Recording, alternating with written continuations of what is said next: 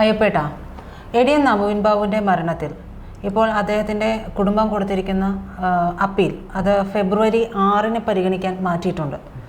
അപ്പോൾ ഈ കഴിഞ്ഞ ദിവസം തന്നെ മുഖ്യമന്ത്രിയുടെ ഒരു സ്റ്റേറ്റ്മെൻറ്റ് വന്നിരുന്നു. ദിവ്യയ്ക്ക് വീഴ്ച പറ്റി എന്നാണ് അദ്ദേഹം പറഞ്ഞത്. പിന്നെ എം വി ജയരാജൻ്റെ ഒരു സ്റ്റേറ്റ്മെൻ്റ് ഉണ്ട്. TV പ്രശാന്തൻ നുണപരിശോധനയ്ക്ക് ഹാജരാകാമെന്ന് പറഞ്ഞല്ലോ, അദ്ദേഹം ഹാജരാകട്ടെ, അപ്പോൾ അതിലൂടെ എല്ലാം അറിയാമല്ലോ എന്നുള്ളത്. അതായത് ഇതൊക്കെ കൂടെ കൂട്ടിച്ചേർത്തിട്ട് ഇതൊന്ന് ഒതുക്കി തീർക്കാനുള്ള, എങ്ങനെയെങ്കിലുമൊക്കെ ഇതൊന്ന് വേഗം ഒതുക്കി തീർക്കാനുള്ള ഒരു ശ്രമം ഈ ഭാഗത്ത് നിന്ന് നടക്കുന്നുണ്ട് എന്നുള്ളത് ഒരു കാര്യം. പിന്നെ ഈ സംഭവത്തിൽ ഈ കേസിൽ ടി വി പ്രശാന്തൻ്റെ പേരാണ് പിന്നെയും കേൾക്കുന്നത്. പക്ഷേ collector Arun K Vijayan, driver Shamsuddin, ആ ഡോക്ടർ, ഇവരുടെ ഒരു പങ്കുകൾ, പോസ്റ്റ്മോർട്ടം നടത്തിയ ഡോക്ടർ, ഇവരുടെ ഒന്നും ഒരു പങ്കുകളെക്കുറിച്ചോ ഇവരെയൊന്നും കൃത്യമായ രീതിയിൽ ഒരു ചോദ്യം ചെയ്യാനോ ഒന്നും അന്വേഷണ സംഘവും മുതിർന്നിട്ടില്ല. മാത്രമല്ല ഇവരെയൊക്കെ കൂടുതലായിട്ട് ഒന്ന് പിന്നോട്ട് വലിക്കുന്നുണ്ട്. അതായത് ഇവരെ മാറ്റി നിർത്താനുള്ള ബോധപൂർവമായിട്ടുള്ള ഒരു ശ്രമം പാർട്ടിയുടെ അല്ലെങ്കിൽ ഭരണകക്ഷിയുടെ ഭാഗത്ത് നിന്ന് ഉണ്ടാവുന്നുണ്ട് എന്നും കൂടി നമ്മൾ മനസ്സിലാക്കാനുണ്ട്. അപ്പോൾ ഇത്തരത്തിലുള്ള കാര്യങ്ങളൊക്കെ നടത്തുമ്പോൾ വീണ്ടും ദിവ്യയെ മാത്രം ബലിയാടാക്കി എന്തെങ്കിലുമൊക്കെ മറച്ചു വയ്ക്കാനും CBI അന്വേഷണത്തെ, അതായത് CBI അന്വേഷണം വരാനുള്ള ഒരു സാധ്യത കൂടുതലാണ്. അപ്പോൾ ആ ഒരു അന്വേഷണത്തെ നിന്ന് രക്ഷപ്പെടാനുമാണോ ഈ പാർട്ടി ശ്രമിച്ചുകൊണ്ടിരിക്കുന്നത്? എനിക്ക് തോന്നുന്നതെന്ന് വെച്ച് കഴിഞ്ഞാൽ ഈ കഴിഞ്ഞ ദിവസത്തെ മുഖ്യമന്ത്രിയുടെ പ്രസ്താവന ഇപ്പോൾ ഇതുവരെ നമ്മൾ ഒരുപാട് ഈ ടോപ്പിക്ക് സംസാരിച്ചിട്ടുള്ളതാണ്.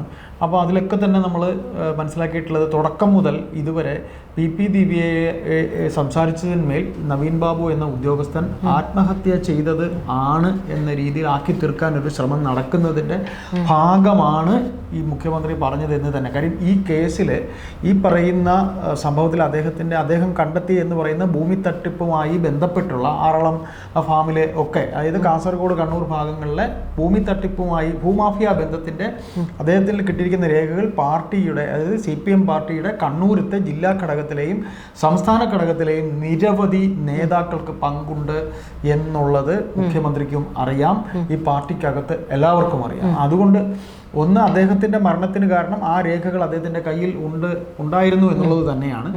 അപ്പോൾ അതിൽ അന്ന് മുതൽ ദിവ്യ മാത്രമാണ്, ദിവ്യയുടെ പരാമർശത്തിന്മേലാണ് അദ്ദേഹം അങ്ങനെ ആത്മഹത്യ ചെയ്തത് എന്ന് വരുത്തി തീർക്കുക. അങ്ങനെ പോവുകയാണെങ്കിൽ ഇവരെല്ലാം ഈ ബാക്കിയുള്ളവരെയൊക്കെ രക്ഷപ്പെടുത്തുക എന്നുള്ള ഒറ്റ ഇതിലാണ്. കാര്യം ബാക്കി ആരൊക്കെ സംസ്ഥാന സമിതി അംഗങ്ങളോ അല്ലെങ്കിൽ ആരൊക്കെ പ്രമുഖരോ അതിൽ പറഞ്ഞു വരുമ്പോൾ പ്രമുഖരെല്ലാം പെടും.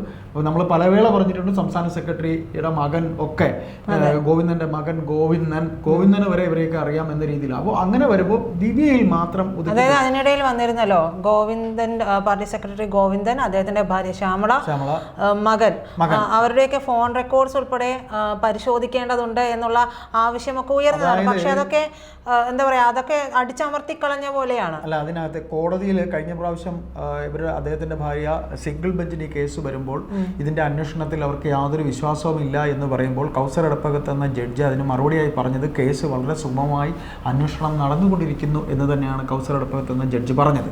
അങ്ങനെ നടന്നുകൊണ്ടിരിക്കുന്ന SIT എന്ന അന്വേഷണ സംഘം അങ്ങനെ അന്വേഷിക്കുന്നു എന്ന് പറയുമ്പോഴേ നമുക്ക് ചില കാര്യങ്ങളോട് കൂട്ടി പറയേണ്ടി വരും. തിരുവനന്തപുരത്ത് ഒരു സ്വാമി സമാധിയായി എന്ന് പറഞ്ഞപ്പോഴേ അതിലെ പോസ്റ്റ്മോർട്ടം ഒക്കെ എന്ത് ഭംഗിയായിട്ട് പോലീസ് നടത്തി, പോലീസ് എന്ത് ഭംഗിയായിട്ട് അതിൽ ഇടപെട്ടു, ആ കളക്ടർ, ഒരു കുഞ്ഞു പയ്യൻ, ആ കളക്ടർ എന്ത് ഭംഗിയായിട്ട് ആ കാര്യങ്ങൾ ചെയ്തു, അതിനെല്ലാം സപ്പോർട്ട് ചെയ്ത് ഈ സർക്കാരല്ലേ. നമ്മുടെ ചോദ്യം അത്രയേ ഉള്ളൂ, ആ കാര്യങ്ങൾക്ക് ഇത്രയും ഭംഗിയായി ഇടപെടുന്ന സർക്കാർ ആ കാര്യങ്ങളിൽ ഒരു നല്ല കളക്ടർ ഒരു കുഞ്ഞു പയ്യൻ അത് അങ്ങനെ ചെയ്യുന്നു, ഇടപെടുന്നു, അതിനൊന്നും തിരിച്ചു പറയുന്നില്ല.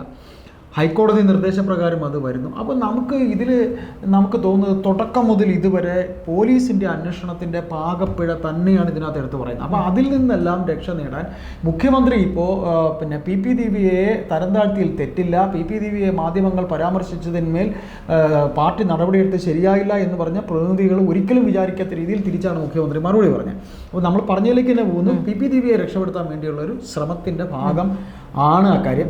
2, CBI അന്വേഷണം വരും എന്നുള്ള കാര്യം. ഇപ്പോൾ അദ്ദേഹത്തിൻ്റെ കുടുംബം സിംഗിൾ ബെഞ്ചിൽ നിന്ന് ഡിവിഷണൽ ബെഞ്ചിലേക്ക് ഈ പരാതി ഹൈക്കോടതിയിൽ നിന്ന് തന്നെ CBIയെ കൊണ്ടുവരണം എന്നൊരു ആവശ്യം പറഞ്ഞ് CBI വരുന്നതിൻ്റെ വക്കിലെത്തി നിൽക്കുകയാണോ എന്നൊരു സ്മെല്ല് കിട്ടിയിട്ടുണ്ട്.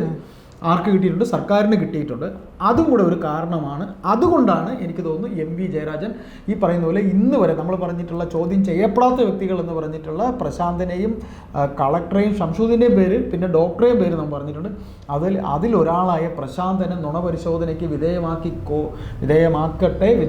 പ്രശാന്തൻ പറയട്ടെ എന്നൊരു സ്റ്റേറ്റ്മെൻറ്റ് എം വി ജയരാജൻ പറയുമ്പോൾ അതിലും ഇത് തന്നെയാണ് മെൻഷൻ ചെയ്യുന്നത്. CBI വരാനുള്ള സാധ്യത ഉണ്ട്. CBI വരാനുള്ള സാധ്യത ഉള്ളതിന് തടയിടാൻ വേണ്ടിയുള്ള രാഷ്ട്രീയമായ എം വി ജയരാജന്റെ ഫോൺ റെക്കോർഡ്സ് ഉൾപ്പെടെ പരിശോധിക്കേണ്ടതാണ്. കണ്ണൂരുള്ള പല നമ്മുടെ സുഹൃത്തുക്കളും പാർട്ടിയുമായി ബന്ധമുള്ളവർ തന്നെ പറയുന്നത് എം വി ജയരാജന് നേരിട്ട് അറിയാം ഈ ക്രിയകൾ ഒക്കെ തന്നെ. ഈ പ്രക്രിയ നടന്നത് ആരെല്ലാം വഴിയാണ്, ആരാണ്, ചിലപ്പോൾ ഇത് കൊല നടത്തിയതാണെങ്കിൽ അതിന് കാരണക്കാരായി ഏത് ഗുണ്ടകൾ വന്നിട്ടാണ് ഇത് ചെയ്തതെന്നൊക്കെ എം വി ജയരാജന് അറിയാം. ഇതിൽ ഫോൺ പരിശോധിക്കണമെന്ന് തുടക്കം മുതൽ പലരും പറയുന്നുണ്ട്. അതിൽ എം വി ജയരാജൻ്റെ ഫോൺ പരിശോധിക്കണം. കാര്യം ഈ ബോഡി കണ്ണൂരിൽ നിന്ന് അവിടെ അദ്ദേഹം ജോലി ചെയ്ത കളക്ട്രേറ്റിലും വെച്ചിട്ടില്ല, അവിടെ ഒരു 5 മിനിറ്റ് പോലും വെച്ചിട്ടില്ല. പോസ്റ്റ്മോർട്ടം എന്ന് പറയുന്ന പ്രക്രിയ നടന്നിട്ടില്ല. കാര്യം ഈ ഡോക്ടർ എന്ന് പറഞ്ഞാൽ CPM എന്ന് പറയുന്ന പാർട്ടി കണ്ണൂരിൽ നടത്തിയിട്ടുള്ള പല കൊലപാതകങ്ങളെയും ആത്മഹത്യയാക്കി തീർക്കുന്നതിൽ അത്തരത്തിൽ അതെ അങ്ങനെയുള്ള തട്ടിപ്പ് നടത്തി അവർക്ക് വേണ്ടി തട്ടിപ്പ് ചെയ്തുകൊണ്ടിരിക്കുന്ന ഒരു ഡോക്ടറാണ്. ആ ഡോക്ടറെ ഇതുവരെ നമ്മളിപ്പോൾ പറഞ്ഞല്ലോ നെയ്യാറ്റിൻകരയുള്ള സ്വാമി സമാധിയായി എന്ന് പറഞ്ഞതിൽ എന്തൊക്കെ അന്വേഷണങ്ങളാണ് പോലീസ് നടത്തിയത്. അതുപോലെ ഒരു പോലീസ് നടത്തേണ്ട പ്രാഥമികമായ എന്ത് അന്വേഷണം ഈ കേസിൽ ഇതുവരെ നടത്തി. ഇത് ഞങ്ങൾ പല ചർച്ചകളിൽ ഞങ്ങൾ പറഞ്ഞു തന്നെയാണ്. അപ്പോൾ നമുക്കിതിൽ ഒന്നേ പറയാനുള്ളൂ, അതായത് എം വി ജയരാജനെ പ്രതി ചേർക്കേണ്ടി വരും. എം വി ജയരാജനെ പ്രതി ചേർക്കുക എന്നല്ല, എം വി ജയരാജനും ഒക്കെ ഇതിൽ ഞാൻ ചോദിക്കട്ടെ, ഈ ഭരണമല്ല മറ്റൊരു ഭരണമാണ്, കോൺഗ്രസ് ഭരണമാണ് എന്നിരിക്കട്ടെ, മറ്റൊരു ആഭ്യന്തരമന്ത്രിയാണെന്ന് ഇരിക്കട്ടെ, എം വി ജയരാജനൊക്കെ ഈ അന്വേഷണ പരിധിക്കകത്ത് വരും, അന്വേഷണത്തിന്റെ വൃത്തത്തിനകത്ത് അവരെല്ലാം വരും. അപ്പോൾ ഇവർ ഭരണത്തിലിരിക്കുന്നതിന്റെ ആ ഒരു ഇതുകൊണ്ട് മാത്രം കിട്ടുന്ന പ്രിവിലേജ് ആണ് ഇതെല്ലാം. എം വി ജയരാജന് ആ ബോഡിയുടെ കൂടെ കണ്ണൂരിൽ നിന്ന് ആ ബോഡിയുടെ ഒപ്പം ഇവിടെ വന്ന് പത്തനംതിട്ട വന്ന് ആ ബോഡി ദഹിപ്പിച്ച് ഉറപ്പാക്കുന്നവരെ നിന്ന ആളല്ലേ. അവിടെ ശരി ഒരു എന്താ പറയാ പൊതുദർശനത്തിന് വെക്കാനുള്ള സമയം പോലും അനുവദിച്ചില്ല. ശരി, അവിടെ കണ്ണൂർ വെച്ചില്ല. കണ്ണൂർ മാത്രമല്ല പത്തനംതിട്ടയിലെ ബോഡി കൊണ്ടുവന്ന അപ്പോൾ തന്നെ ഒരു പോസ്റ്റ്മോർട്ടം നടന്ന ബോഡിയും പോസ്റ്റ്മോർട്ടം നടക്കാത്ത ബോഡിയും ഒക്കെ മനസ്സിലാക്കാനുള്ള സാമാന്യ ബുദ്ധി ഇവിടെ ജനത്തിനുണ്ട്. അങ്ങനെയുള്ള കാര്യങ്ങളൊക്കെ ഉണ്ട്. അപ്പോൾ ഇതിൽ ഈ പറയുന്ന നിഗൂഢ പദ്ധതിയിൽ എം വി ജയരാജനും പങ്കുണ്ടോ എന്ന് കേരള സമൂഹം സംശയിക്കുന്നതിൽ ഒരു തെറ്റുമില്ലെന്നാണ് എനിക്ക് തോന്നുന്നത്. എന്നോട് സംസാരിച്ചിട്ടുള്ള കണ്ണൂരുള്ള പല സഖാക്കളും നമ്മൾ അറിയുന്ന പല സഖാക്കളും ഇതിനെ ഈ PP ദിവ്യയെ കൊണ്ട് PP ദിവ്യയെ കൊണ്ട് ആരും പറയിച്ചെന്നില്ല. PP ദിവ്യ ആളാവാൻ വേണ്ടി കളക്ടർ ഇദ്ദേഹവും തമ്മിൽ ഒരുപാട് വിഷയങ്ങൾ, കാര്യം കളക്ടർ വഴിവിട്ട് സഹായിക്കാൻ ശ്രമിക്കുമ്പോൾ അതിനെല്ലാം ഇടയിൽ നിന്ന ഒരു മനുഷ്യനാണ് ഇദ്ദേഹം. കാര്യം ഒഫീഷ്യലി അൺഒഫീഷ്യലി അദ്ദേഹത്തെ കൊച്ചാക്കാൻ കിട്ടുന്ന അവസരങ്ങളൊക്കെ നോക്കിയ ഒരാളാണ് ഈ കളക്ടർ എന്ന് പറയുന്നത്. കളക്ടർക്ക് ഇദ്ദേഹത്തോടുള്ള ജലസി പോകുന്ന ദിവസം അദ്ദേഹം എല്ലാവരെയും മുമ്പിൽ അദ്ദേഹം നല്ല ഉദ്യോഗസ്ഥനാണെന്ന് പേരുണ്ടെങ്കിൽ അത് നശിപ്പിക്കാൻ വേണ്ടി കളക്ടർ മനഃപൂർവ്വം അതിൽ നിന്ന് കളിച്ചതാണ്. കളക്ടറുടെ ആ ഒരു വല്ലാത്ത ജലസിയാണ് അതിൽ കളിച്ചത്. അപ്പോൾ കളക്ടർക്ക് ഈ പറയുന്ന പോലെ ചിലപ്പോൾ നമ്മൾ പല ചർച്ചകളിലും പറഞ്ഞ പോലെ ഈ ഭൂമാഫിയ ബന്ധങ്ങളെ കുറിച്ചൊക്കെ തന്നെ അറിയാം. അപ്പോൾ ഈ 4 പേരിൽ പ്രശാന്തന്റെ പേര് ഇപ്പോൾ ആദ്യം എടുത്തിടുന്നു.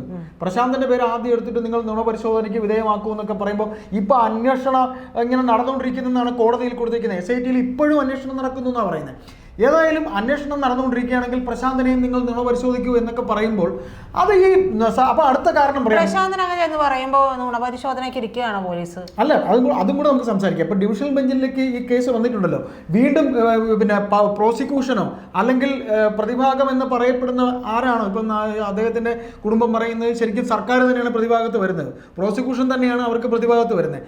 അവർ പറയുന്നത് എങ്ങനെയായിരിക്കും, സർ ഇപ്പോൾ ഇങ്ങനെ അദ്ദേഹത്തിന്റെ ഭാര്യ 4 പേരെ ചോദ്യം ചെയ്തില്ല എന്ന് പറഞ്ഞല്ലോ, അതിൽ പ്രശാന്തന് നിങ്ങൾക്ക് വേണമെങ്കിൽ നുണപരിശോധനയ്ക്ക് വിധേയമാക്കിക്കൂടെ എന്ന് അവരുടെ വക്കീൽ പറയുമ്പോൾ വീണ്ടും ഒരു സ്റ്റോപ്പായില്ലേ. 6-ാം തീയതി ഈ കേസ് എടുക്കുമ്പോൾ വീണ്ടും അപ്പോൾ ഇതായോ? അപ്പോൾ കോടതി എന്ത് പറയും?